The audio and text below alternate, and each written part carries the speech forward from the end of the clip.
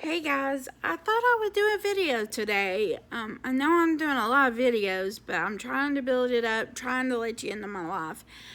Um, Tomorrow's my divorce in the morning, and I wanted to talk a little about my relationship and my marriage. I am changing his name to John. That's not his name, but I'm changing it to that.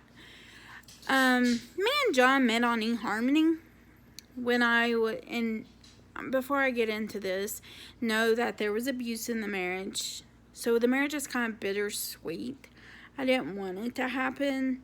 I actually fought for the marriage for like a good 4 months after he said he wanted a divorce. But he went and paid for the divorce. He was all gung-ho about it. So I eventually thought, for somebody to be so happy to throw me away,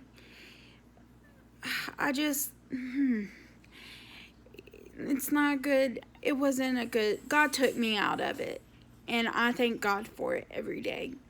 I'm good now, but for a long time, I would cry at night. He would text me every other week, even though he said he didn't want any contact with me, but I still was holding on. I finally let go. But about a couple weeks ago, he's like, what if I just say I don't want the divorce? I was like, I don't think it works like that, but no, I'm ready.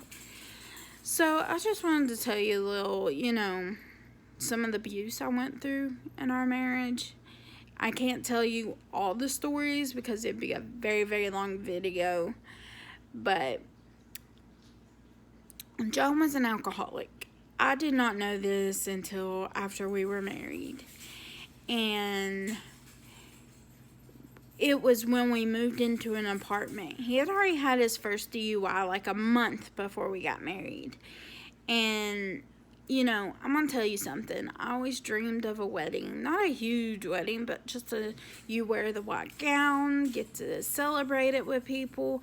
I dreamed of having a creative proposal. Didn't have to spend thousands of dollars or anything. Just something nice. I dreamed of having a family. If we couldn't have kids, we would foster to adopt. We actually were going to start taking classes. But he is in no position to be taking care of a child. None. And I know that now. But I'm going to start with the wedding. We had our wedding. He told me he wanted to get married. And I really wanted to have that wedding we were planning, but I was very sick at the time. I was on dialysis. I was going through knee replacements. So I agreed. So we got married. It was the best day of my life. I mean, even though it was small, nothing to the courthouse, but it meant a lot. But you know what? I ended up buying my own wedding band. And I did have a wedding ring, but he took it back and told his family things about me that weren't true. So they took the wedding band, the engagement ring I had, and didn't get that back. So my mom was nice enough to give me my grandmother's ring as my engagement ring, and I loved it. I would never trade that for in the world. I still have it. If I ever get married, which I don't know, who knows what the future holds. But we got married.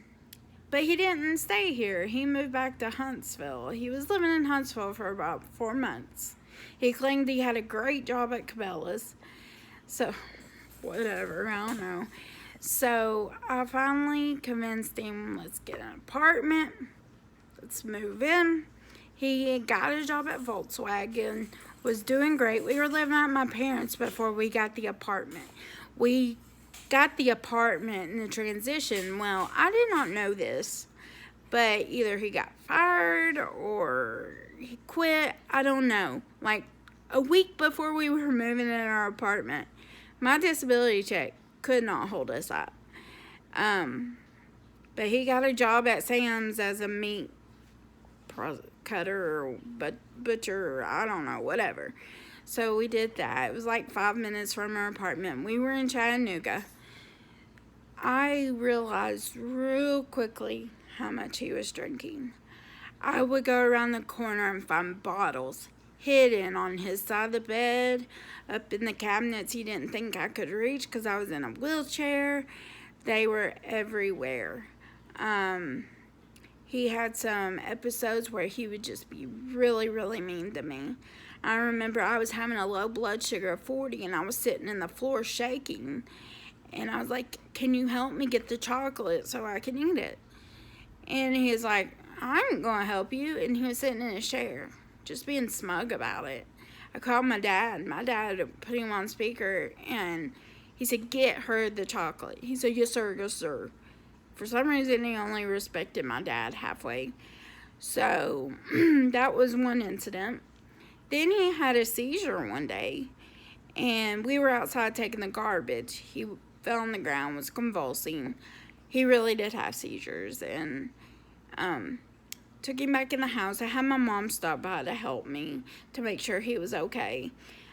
Later that night, he started acting very weird. I'd spilled water on the floor, and he started yelling at Lucy and getting in her face, saying, Lucy's my dog, that she peed in the floor. Then he just stripped his clothes off and was doing these stretches. Then he started accusing me of taking his vodka bottle.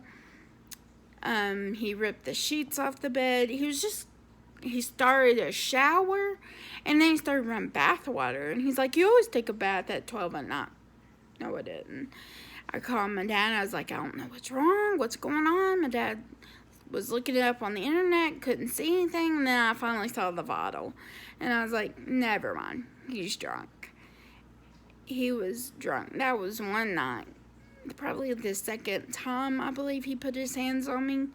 I was in the bed, and he was making a big ordeal about the sheets. And he pushed me off the bed, right into the nightstand. And I was crying because I landed on my stomach. It didn't feel good at all. And he was like, oh, baby, I'm sorry. And then next thing I know, he's pushing me again. No, I didn't call the cops. I always protected him. I felt like if I didn't have a bruise, then why call the cops? A lot of times of drinking and driving, unfortunately, the verbal abuse was worse than the physical. I would rather go through physical than verbal. One time he told me he wished his dog lived longer than me. A dog. Who does that? And he told his family false things about me. It was just crazy. I don't want to make these videos super long, but that's a little story. Oh, I want to tell you one more story he did. We were at my parents'. My mom had made a pot roast, and he got mad and threw it out the window. Well, we got to the apartment. He brought the wheelchair around. I got in my wheelchair. He was rolling me back inside. Well, he tipped me out of it, threw me out of the wheelchair, and told me I had to crawl back to the apartment, which was quite a ways on concrete. Well, I crawled, and he was running me over with the wheelchair. The dish, that my mom's favorite dish she loved, he dropped it 3 times. The 3rd time it finally broke, and our neighbors came out, and I was about halfway through the door. She goes, is everything okay? Then he shoved me in the door, and I think she knew something was up, but she couldn't prove it, and I wasn't going to say anything.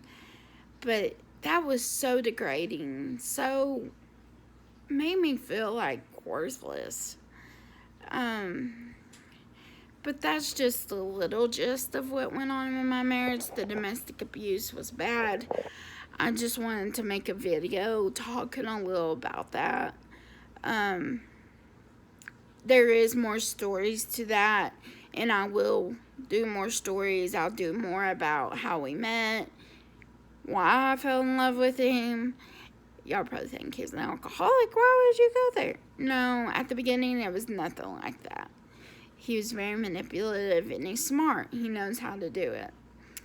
But I'll give you an update tomorrow after my divorce. Let y'all know how I'm feeling. May tell another story. Maybe. But I just wanted to post this one and hope y'all have a great day. Bye.